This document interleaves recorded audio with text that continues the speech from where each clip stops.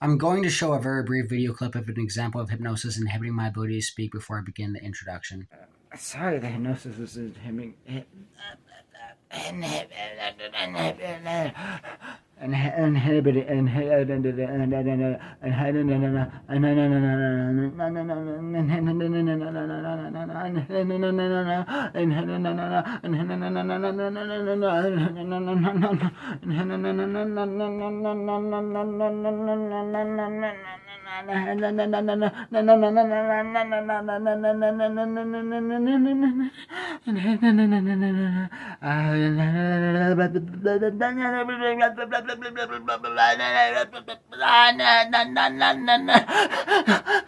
Inhibiting. The video clip is extremely compelling evidence that hypnosis is inhibiting my ability to speak. It's more important to pay attention to specifically how much the hypnosis is inhibiting my ability to speak instead of if the hypnosis is inhibiting my ability to speak. To make the hypnotic commands less noticeable, most of the hypnotic commands were designed to only inhibit my ability to speak as much as my ability to speak could be inhibited without being too noticeable, and my ability to articulate was mostly only inhibited if it was specifically part of my victim testimonial. In order to avoid the hypnotic speech inhibition from becoming too noticeable like it was in the video clip, the hypnosis would not significantly impair my ability to speak as long as it wasn't going to be specifically included in my victim testimonial. A series of different inhibitory hypnotic commands were designed to be elicited in succession to further conceal the hypnotic speech inhibition. The various hypnotic commands would be triggered to interrupt me from beginning sentences, or after articulating more than 3 to 9 words to interrupt me from articulating complete sentences. Specific examples of these hypnotic commands include stuttering,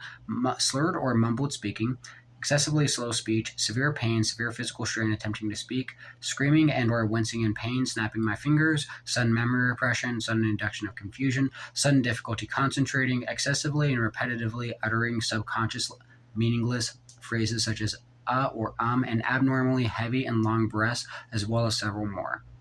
The pain, extreme physical strain speaking, confusion, repression of memory, distraction, difficulty concentrating, etc., were used to momentarily distract my attention from what I was saying. After my attention was distracted, the hypnosis would interrupt my sentences without making me stutter for unrealistically long periods of time by coercing me to excessively and repetitively begin saying something else such as or the hypnosis is inhibiting my ability to speak, or I'm hypnotized to feel pain, or I'm being tortured, or I'm being abused, or I'm trying to talk. This would confuse a majority of people that would watch my videos and deter anyone from watching me scream in pain about hypnosis torturing me and inhibiting my ability to speak for 30 to 90 minutes straight before I would be able to articulate the complete sentence. To condition me to interrupt my sentences, I was hypnotized to not be able to finish articulating a sentence or a portion of a sentence until I would repeatedly snap my fingers in a forceful manner, as if cracking a whip, while yelling about being tortured and abused with hypnosis, and how hypnosis has been inhibiting my ability to speak. A hypnotic suggestion to inhibit my ability to speak until I would snap my fingers repeatedly was a method of conditioning me to experience pain and physical strain in speaking, because speaking is not a painful or physically strenuous behavior, so the physical stimulus of snapping my fingers was incorporated with speaking to condition speaking as a physically strenuous behavior. Snapping my fingers was a subconscious symbol for the use of force, because the use of force in some circumstances, such as strenuous exercise, is commonly associated with physical exertion and sometimes even pain as well, hence the phrase no pain, no gain. The hypnotic suggestion to experience excruciating pain and to repeatedly snap my fingers in order to speak was used to make me seem aggressive and angry by forcing me to raise my voice and yell about the hypnosis inhibiting my ability to speak before I was able to articulate the next sentence or the rest of a sentence, which was used to deter witnesses from watching my videos. The hypnotic suggestions were used to deter witnesses from watching my videos by forcing me to scream in pain about hypnosis torturing me and inhibiting my ability to speak for 30 to 90 minutes before I would be able to articulate a complete sentence of my victim testimonials or of criminal investigations. The hypnotic suggestions made me seem delusional by forcing me to contradict myself because I was able to talk about hypnosis inhibiting my ability to speak. The contradiction of talking about how I wasn't able to talk seemed delusional because it was a self-contradiction, except I was only able to talk about the hypnosis inhibiting my ability to speak and torturing me.